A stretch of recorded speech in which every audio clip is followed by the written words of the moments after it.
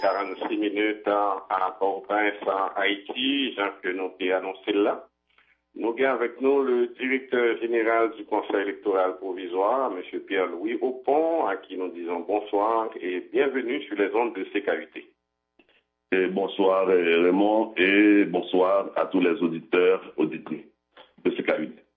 Monsieur Aupont, et nous dans l'attente, en pile monde attend le grand jour, en fait, nous avons dit 2, le 31 et le 16, côté que le Conseil électoral là, libéral bail en fait en résultat préliminaire le 31 et résultat définitif le 16 avril. Au moment que nous avons parlé là, comment comptage procès-verbaux liés, est-ce que nous avançons, dans quel pourcentage que nous y? Bon, premièrement, effectivement, dans un premier temps, on va avoir des résultats préliminaires, c'est les résultats sortis du compte. Alors, monsieur Aupont, nous demandons de changer de position, s'il vous plaît. Nous demandons de changer de position parce que vous passez très mal. Est-ce que là, ça va mieux? Là, ça va mieux. Là, ça va. Oui, ça va. Oui. Je disais tout à l'heure qu'effectivement, il y a deux moments. Le premier, c'est la publication des résultats du préliminaire, parce que la loi prévoit une période de contestation à l'issue de laquelle, après les options dans les DED et dans les BCEN, on produit les résultats définitifs comme le veut la loi électorale. Maintenant, pour la question à quel point est-on dans l'analyse des procès-verbaux, le centre de tabulation a reçu l'ensemble des procès-verbaux. Maintenant, on est à la phase de traitement avant la tabulation proprement dit. Il y a une note qui est sortie hier pour annoncer que 37% des procès-verbaux ont déjà été traités. Donc, on avance tranquillement dessus en prenant la précaution cette fois-ci de faire bien, parce qu'on a eu le précédent du premier tour.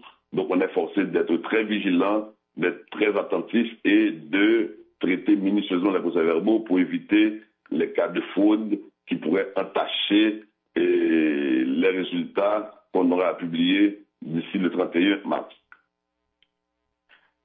Pendant que vous parlez, en fait, première expérience et mauvaise expérience que nous faisons dans le premier tour, côté gain fraude, il y a un pile monde qui était inquiet toujours, M. Aupont, et surtout, résultat pour le sortir, est-ce que votre peuple-là, il va le respecter, et que du côté de la candidate du RDNP ou bien de réponse en paysan, l'inquiétude est là du côté des partisans, nous-mêmes qui faisons de mauvaises expériences dans l'élection 28 novembre.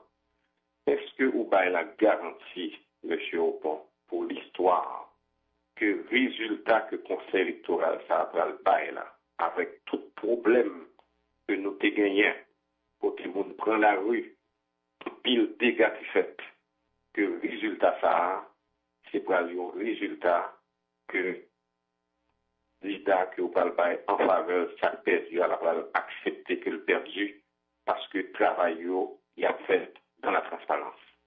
Et il y a deux bagages à dire. Moi, pas qu'à garantie que chaque perdu va l'accepter qu'elle perdu, parce qu'il y a deux mondes qui l'ont poussé, comme eux tous deux disent rien, donc ils vont base qui fait dire rien, donc ils prennent le risque de créer victoire avant des comptes là. Donc c'est sûr qu'il y a une pile chance que bon protestation, bien bon frustration, parce que pas qu'à gagner de gagnant. La CEP a conscient, il ne peut pas y avoir de gagnant. Première aspect de la question. Deuxième aspect de la question, est-ce que le monde ne pas prendre la rue? Au contraire, c'est l'expérience du premier tour et c'est le comportement des acteurs internationaux qui fait aujourd'hui à moun pas en prendre la rue depuis temps. Parce qu'il y a une proportion, il y a une tendance de ceux qui participent aux élections de faire moun prendre la rue même pour faire pression sur le comptage vote là. C'est pas l'inverse, non, c'est pas la nature des résultats que fait moun prendre la rue, non. Ils fait moun prendre la rue pour imposer une allure du vote. Et c'est arrivé pour le premier tour. Maintenant, pour que ça me dit, nous parlons de compte des réalités du premier tour, avec la mission d'observation de l'OEA qui est venue faire la vérification, il y a des paramètres qui parlent dans la loi électorale. C'est-à-dire qu'ils ont mis beaucoup d'emphase sur la détection des fraudes, indépendamment de la conformité des procès-verbaux. Et ça prend clair sur lui. Ça veut dire que, quel que soit un procès-verbal bien rédigé, toute signature là, tout numéro bien écrit, mais maintenant, dans l'élection, le CEP va vérifier dans la talichitio, dans la feuille de jour, dans la liste électorale qui est liée à bureau de vote où est-ce que le numéro, quand il est conforme, si non est conforme, et si les signatures des membres du bureau sont conformes à ceux qui ont effectivement travaillé. Ça veut dire que nous allons plus loin que conformité visuelle pour ce verbal-là, on va vérifier pour, en cas de contestation, pour nous documenter cas par cas chaque procès verbal frauduleux que c'est faire remonter. Est-ce que José Rodia, M. Opon, comme directeur général du Conseil électoral provisoire, ou senti que les membres du Conseil ont gagné autorité que la loi Bayo et ou pas senti que ou sous tutelle de la communauté internationale? Bon, moi pas sous tutelle de la communauté internationale, non. Moi non pays qui dit que le régime de souveraineté partagée. Donc, je ne vais pas la prendre en tout le monde. Moi, en ma présidente encore, moi, non pays, côté, on a l'analyse, on a le politologue qui dit, il y a des gens qui disent pays à sous tutelle, il y a des gens qui disent pays à sous occupation, il y a des gens qui disent que c'est souveraineté partagée. Donc, il y a plusieurs manières de l'exprimer. Mais sauf que tout le monde connaît, nous parlons d'un État côté l'ensemble des leviers d'autorité, de pouvoir et de décision, et comme aux dirigeants de l'État lui-même. Donc, les institutions étant ou encore pas qu'à plus autorité que ça. Maintenant, plus le monde a autorité à l'autorité de diminuer, c'est pas direct sur qualité autorité que le cas délégué. Maintenant, je n'ai pas été en ce sens. Ceci dit, c'est vraiment mal clané. Par exemple, qu'on puisse recevoir un ordre de l'État qui n'est pas un ordre émané de l'État ou de lui-même. Ça, c'est par exemple le contrôle sur lui. Mais de notre point de vue, on n'a peut-être travaillé par nous la loi électorale, en fonction des exigences de la loi électorale. Maintenant, s'il y a des contestations, s'il y a des mises en question par les gouvernants, les États eux-mêmes ou la société haïtienne elle-même, sont notre question que l'histoire va l'évaluer, que l'historien va le poser problème, va faire analyse. Mais du point de vue de la direction générale du Conseil électoral provisoire, je n'ai comme boussole que les lois haïtiennes et la loi électorale. Et cela, c'est politique libanais. Et je prends l'exemple du premier tour. Moi, directeur général, j'ai remis au Conseil les résultats qui m'ont été donnés par le centre de tabulation, unité technique du CEP placée pour tabuler les voix, avec l'assistance de 2 experts internationaux, soit un Canadien qui nous a été donné ou bien financé par le Canada et un Sud-Américain financé par le programme des Nations Unies pour le développement, qui ont des termes de référence, qui ont une compétence avérée et qui ont des instructions précises pour respecter la loi. Maintenant, sur cette base, j'ai donné les résultats préliminaires. Maintenant, il y a eu négociation politique, il y a eu pression politique, il y a eu demande du gouvernement pour une entrée d'une mission de l'OEA. Ça, ce sont des histoires politiques, des histoires sur lesquelles tout analyste, tout historien sera appelé à se prononcer. Mais de mon point de vue, mon travail s'est arrêté à la transmission des résultats au Conseil. Pour le reste, c'est de la politique, c'est de la stratégie du Conseil. Pour le deuxième tour, la même chose va arriver. Après la période de tabulation, je recevrai les résultats du centre de tabulation, qui est un résultat préliminaire selon la loi électorale, que je vais transmettre au président du Conseil électoral pour lever la loi électorale. Qu'est-ce qu'on va en faire? Est-ce qu'on va les contester? Est-ce qu'on va les mettre en doute? Est-ce qu'on va les réanalyser? Est-ce qu'il y aura 50 missions aux Haïtiens, indépendamment de la manière pour compter les voix, nous allons pouvoir les recompter? Je ne sais pas ce qui va se passer. Mais ce que je veux préciser, comme j'ai dit, fort des expériences du premier tour, cette fois-ci, la direction générale a passé les instructions formelles au centre de tabulation pour qu'il y ait une analyse scrupuleuse de tout procès verbal et sur lequel il y aurait des irrégularités ou sur lequel il y aurait des doutes. On va ouvrir les paquets de procès-verbaux, on va vérifier la liste de comptage, on va vérifier la liste de management, on va vérifier la validité des signatures, on va vérifier la validité des cartes électorales. Maintenant, pour moi, respecter le vote populaire veut dire respecter effectivement les gens qui ont voté, qui seront détenteurs de cartes électorales valides et qui seront sur une liste électorale comme publié par le CEP. Monsieur Opon, Baba prend moyen, crainte ou bien manque de confiance dans le conseil électoral ça, et même entre vous, en tant que conseillers électoraux, et gagner des divergences.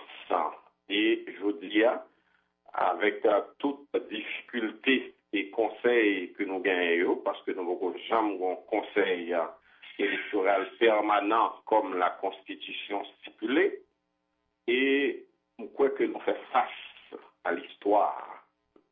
Et je parle de ce conseil électoral provisoire. Et non premier temps, et nous déclarer publiquement le 16 a gagné, le 31 a gagné un résultat préliminaire et le 31 n'a gagné un résultat définitif. Est-ce que vous avez la garantie que ça s'est passé dans le premier tour dans l'élection 28 novembre, non? Que vous avez la garantie que nous pas prendre un poisson d'avril le 31, mon apchita devant la télévision pour entendre le président, le directeur, le porte-parole et les conseillers électoraux, côté que nous parlons pas de résultats, et le 16 avril, population haïtienne non, et les étrangers, nous prétendons que gagner un président ou une présidente. Ok. Maintenant, le 31, si tout se passe bien au niveau de la tabulation, si le volume de travail constaté par rapport à ce qu'il y a à faire pour épurer les procès-verbaux, si on peut garder le rythme, le 31 comme convenu, étant donné que la date de la publication des résultats est une estimation faite sur la base de la prévision du travail à accomplir, le 31, on va essayer, on va tout faire pour respecter le délai du calendrier et publier les résultats préliminaires.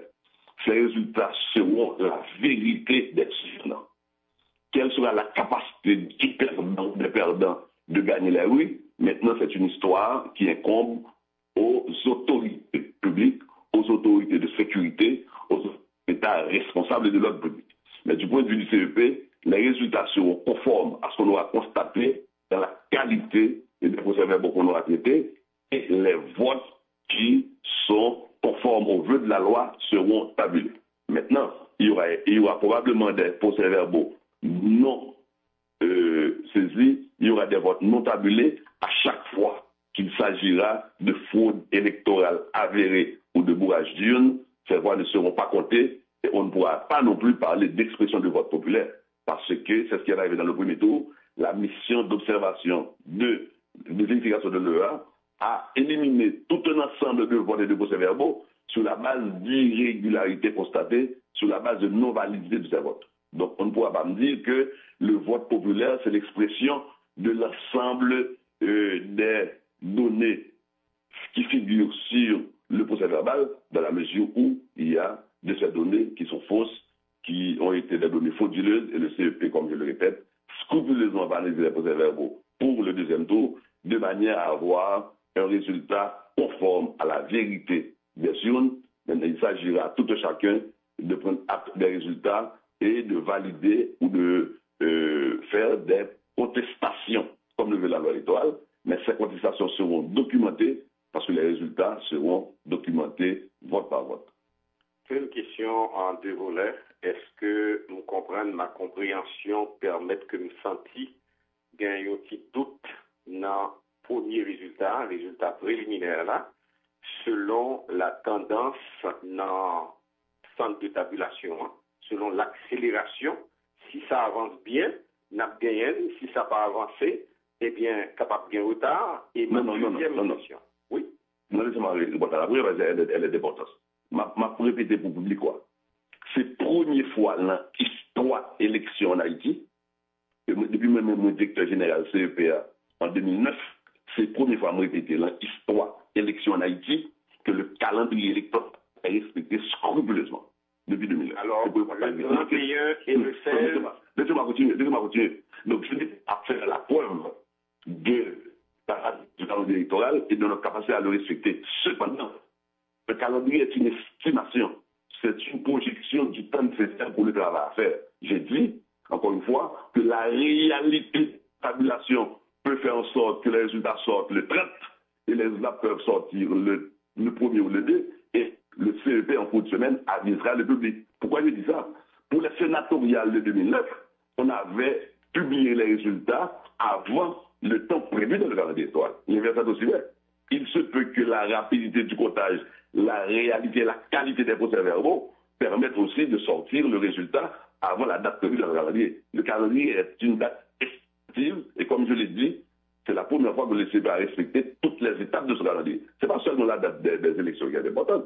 La date de tenue de la formation était importante. La date de publication de la liste électorale est importante. La date de la saisie des dossiers de candidature est importante. Mais c'est la première fois que le CEP respecte l'ensemble des dates du calendrier électoral. Cela est devenu notre marque de fabrique. Mais nous disons, il y a une démarche. C'est une estimation, il se fait une réalité du travail fait qu'on donne beaucoup plus tôt si on mettrait plus tôt. On avisera tous les acteurs si le résultat sera différé d'1 ou 2 jours pour des raisons de qualité de travail, parce qu'on privilégie pour ce tour bien faire plutôt que de faire vite. Et je suis, on est précis. Oui, allez. Le deuxième volet de ma question, est-ce que le résultat que vous avez là, ou déjà un aperçu et dans ça que m'attend probablement comme réponse, c'est un résultat qui va le bail sans aucune influence politique. Et je vous pose la question, le nous connaît et la nomination, ou bien les nominations, ça que nous tendons comme accusation face au conseil électoral provisoire actuel, que c'est un conseil qui est dirigé, influencé, un conseil électoral qui est dirigé par l'exécutif.